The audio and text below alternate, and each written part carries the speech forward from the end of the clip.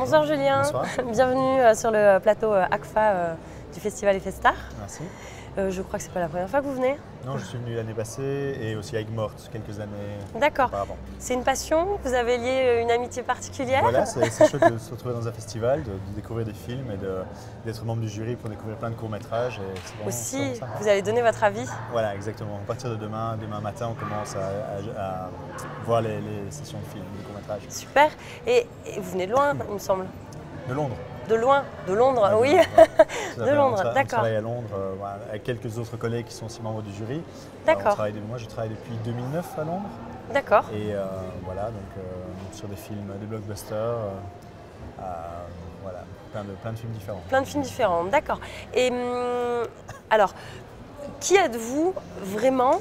Et ensuite, peut-être nous parler de votre passion pour les effets spéciaux. Est-ce que c'est venu tout de suite, pas tout de suite? Non, au début, j'ai toujours été très intéressé par le cinéma, l'image. D'accord. Depuis très jeune. Et au début, je voulais faire aussi du son et de l'image traditionnelle. Donc, j'ai étudié dans une école de cinéma traditionnel, donc montage, image, prise de vue. Et après, quand j'ai commencé mes stages dans l'industrie, je me suis dirigé vers la post-production d'images, donc en publicité principalement. Et après aussi travailler dans du film et travailler en post-prod. Donc c'est là que j'ai découvert le métier. Parce qu'à l'époque, dans les années 2001-2002, il n'y avait pas énormément d'écoles et c'était pas un métier très courant. Donc c'était au fur et à mesure, bouche à oreille, et découvrir le métier, apprendre le métier. Et voilà, c'est venu comme ça. Et puis j'ai quitté le pays en 2009 et je suis arrivé à Londres. Donc, Vous êtes arrivé à Londres. Et pourquoi Londres? Parce que c'était le plus proche de la Belgique et c'était facile, c'était pas loin, il ne fallait pas de visa non plus. Et à l'époque, c'était une place très importante. Donc il y avait Londres, Vancouver n'était pas encore très gros, donc il y avait Londres, la Nouvelle-Zélande, l'Australie, mais c'est plus loin. C'était proche, c'était plus proche. Très bien. Voilà. Et cette passion pour les effets spéciaux, c'est venu donc suite à vos multiples expériences. Ouais. Mais maintenant, vous en faites quoi des effets spéciaux? C'est-à-dire Qu'est-ce que vous faites comme effets spéciaux? Pour l'instant, je suis maintenant chez Industrial Light and Magic, donc tout ce qui est Star Wars, tout ce qui est Avengers, donc c'est tous les gros blockbusters. Et mon rôle en tant que lead comper, c'est de diriger des équipes, donc être sûr que notre équipe, on reçoit une séquence bien précise et être sûr qu'on délivre cette séquence au client. Donc c'est mon rôle. Tous les jours. Et vous délivrez quoi à vos clients? Donc on de délivre l'image? des séquences d'images, oui, tout à fait. Très bien. Des images, des plans finis. Nous recevons des plans bruts, donc des séquences filmées ou même non filmées, donc des idées sur dessin.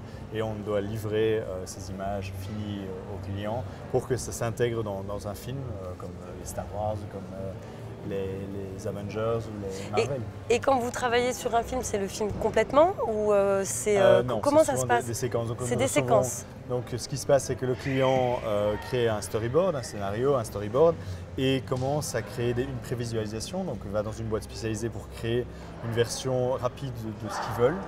Et après, ils envoient ces prévises dans différents studios, ce qui s'appelle le bidding. Donc c'est-à-dire le studio va dire « Ah, nous on prend ça, on peut faire ça, on vous fait ça pour ce prix-là, etc. » Et après, quand ça a été approuvé par le client, on reçoit la séquence et on nous dit voilà, maintenant vous avez X temps pour faire cette séquence, pour faire ce nombre de plans. Et voilà, après on crée suivant les idées du client et puis aussi ce qu'on apporte, la créativité qu'on apporte.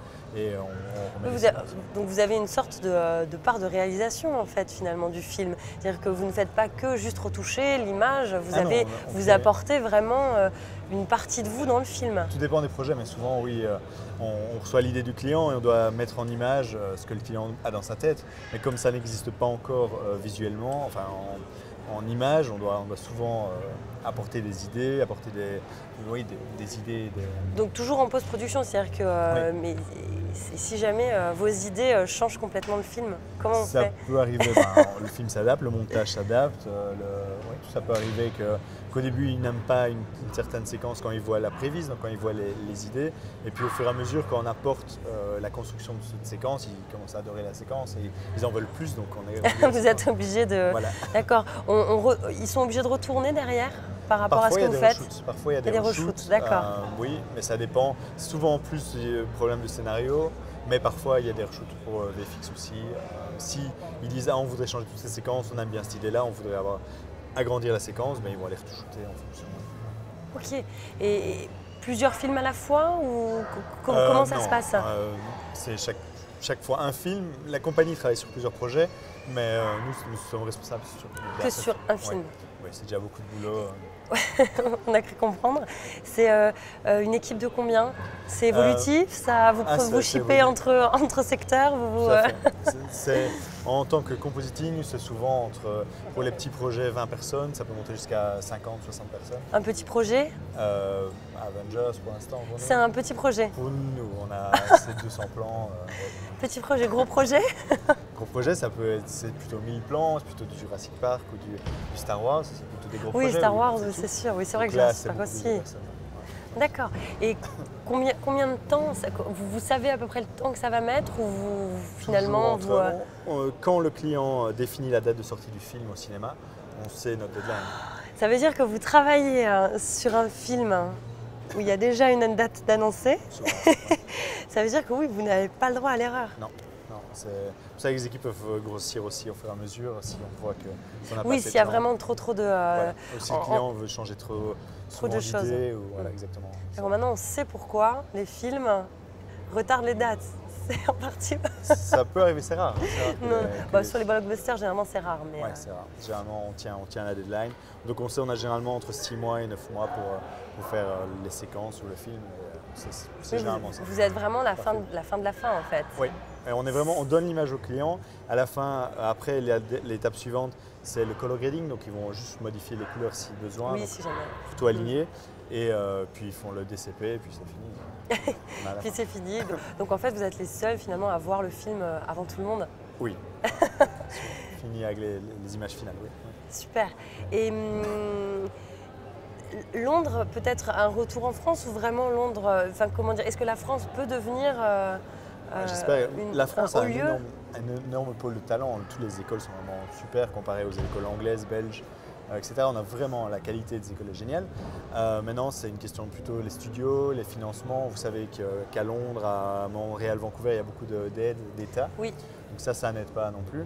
Donc ce qui manque, c'est vraiment les studios qui veulent venir s'installer, les gros studios comme ILM ou MPC venir s'installer. Parce qu'avec du temps comme à Montpellier, c'est génial de travailler. Une météo comme ça, c'est génial. Un Londres à Montpellier serait pas mal. Voilà, exactement. Je vous remercie, c'est gentil. De rien. Bon courage sur tous ces gros projets. Merci. Et à très vite. Merci.